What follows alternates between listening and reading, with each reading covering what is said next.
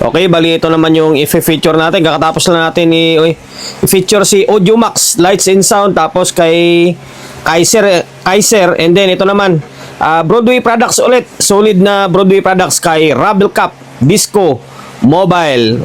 Okay, ayan, napaalis tuloy si Bossing. Pasensya na, Bossing. Ayan, kay Rabel Cup Disco Mobile.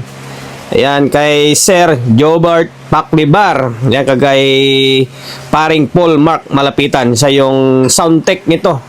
Ayan, D15 category na open watch. Okay, D15 category open watch na 4x4 MCB box. Tapos nakabulit mid-high yung taas niya. Okay, ngayon, yun yung sound box niya. Hindi ko alam kung ilang watts yung laman na speaker nun, pero Broadway yun ang speaker niya. Ngayon, ito naman yung pinaka-console niya or pinaka-rack. Okay, shoutout kay Migo. Maraming salamat sa pagbigay ng bibingka. Ayan.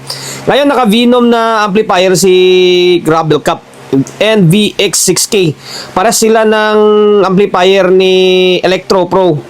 Lights and Sound. Yan, parehas sila. Naka NBX60.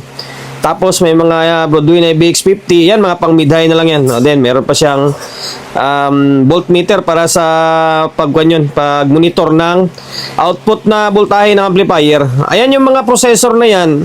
Yan yung mga DIY or gawang paring Paul Mark Malapitan. Yan, siya yung gumagawa niyan. Pero although may may Clark Technique sila. Yan, siya yung nag-electrified niyan, kumbaga, ng mga processor. Siya yung taga-setup. Okay, by the way, shoutout kay paring Paul Mark Malapitan, ha. Yan, pinapakita ko na sa inyo. Hindi ko kabisado kung ano yung mga, kunyari, meron siyang drive rack, may maximizer, siyempre may crossover din. Common lang din sa ibang mga setup. Kaso nga lang, siyempre may mga siya yung, kumbaga, may palaman ba, yung mga processor ni paring Paul Mark. Okay, ayan si Megonil Ebuena. Tapos natin i-feature yung unit niya. Halos magkahati yata sila ng step up or EBR na 50 kBA yan. Isa lang sila pinagkuhanan kasi para sila Broadway product eh. Okay, tingnan natin likod niya. Tingnan natin kung namula or hindi para makita natin kung naka-bridge. Siyempre naka-bridge. Ayan, nakapulaw. Matik yan. Kapag nasa battlefield ka or nasa upas ka, mas lamang talaga kapag naka-bridge ka. Yun nga lang, ang disadvantage yan, mas madali ka masiraan o masunugan. May mga processor sa likod, Maraming kable, no? During first pabungol sa Bitungol pala ito. Barangay Bitungol, North Sagaray, Bulacan.